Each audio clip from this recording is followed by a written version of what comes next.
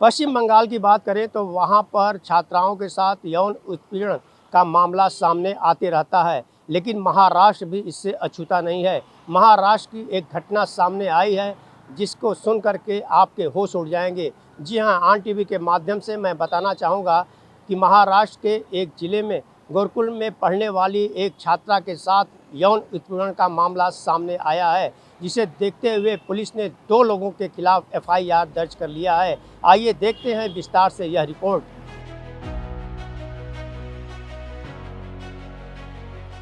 महाराष्ट्र की पवित्र धरती से एक ऐसा मामला सामने आया है जिसने पूरे राज्य को हिला दिया है।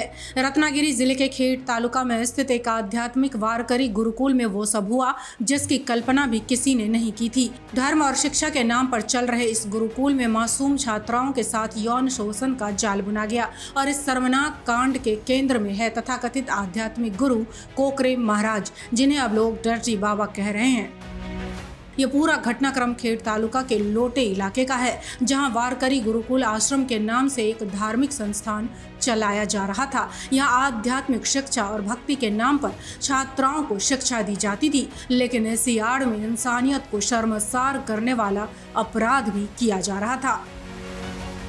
गुरुकुल के संस्थापक कोकरे महाराज और उनके सहयोगी प्रतेश कदम पर आरोप है कि उन्होंने एक नाबालिग छात्रा के साथ जून महीने से लगातार यौन उत्पीड़न किया। मासूम छात्रा ने हिम्मत जुटाकर इस घिनौनी हरकत की शिकायत खेड़ पुलिस स्टेशन में दर्ज कराई, जिसके बाद पुलिस ने तुरंत कार्रवाई करते हुए दोनों आरोपियों पर मामला दर्ज कर लिया। पुलिस ने आरोपियों पर पॉक्सो कानून की धारा 12 और 17 तथा बीएनएस की धारा 74, 351, 3 और 85 के तहत केस दर्ज किया है। मुख्य आरोपी कोकरे महाराज को गिरफ्तार कर 2 दिन की पुलिस कस्टडी में भेज दिया गया है और जांच तेजी से आगे बढ़ रही है। इस मामले ने धार्मिक गलियारों के साथ साथ राजनीतिक हलकों में भी भूचाल ला दिया है। उद्धव ठाकरे गुट के नेता भास्कर जाधव ने बड़ा आरोप लगाते हुए कहा है कि भगवान कोकरे बीजेपी से जुड़े हुए हैं। जिन नेताओं ने उनकी गौशाला में जाकर भाषण दिए, अब उन्हें जनता के सामने जवाब देना होगा। हम भगवान कोकरे का असली चेहरा उजागर करेंगे। जाधव ने यह भी दावा किया कि कोकरे महाराज ने कई और छात्राओं के साथ भी शोषण किया है। उन्होंने जल्द ही जनसभा कर बाबा की सच्चाई जनता के सामने लाने की चेतावनी दी।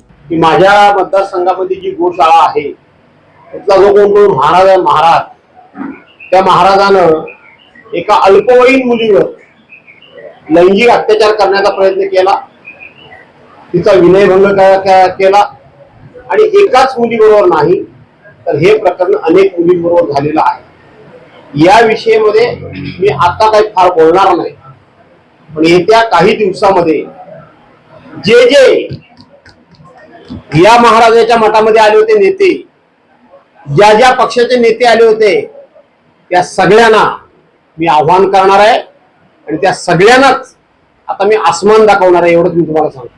गौरतलब है कि धार्मिक शिक्षा और भक्ति का केंद्र कहे जाने वाले गुरुकुल अब सवालों के घेरे में है। जब गुरु ही शिष्याओं की गरिमा को कुचलने लगे तो फिर समाज में आस्था बची कहाँ। ये मामला सिर्फ एक छात्रा का नहीं बल्कि उन तमाम मासूम बेटियों की आवाज है जो धर्म, शिक्षा और सुरक्षा की उम्मीद लेकर ऐसे आश्रमों में पहुंचती हैं। फिलहाल कोकरे महाराज पुलिस हिरासत में है और जांच जारी है, लेकिन इस घटना ने पूरे रत्नागिरी जिले में सनसनी फैला दी है। लोगों के मन में अब एक ही सवाल गूंज रहा है कि आस्था की आड़ में चल रहे ऐसे नकली गुरुओं का अंत कब होगा।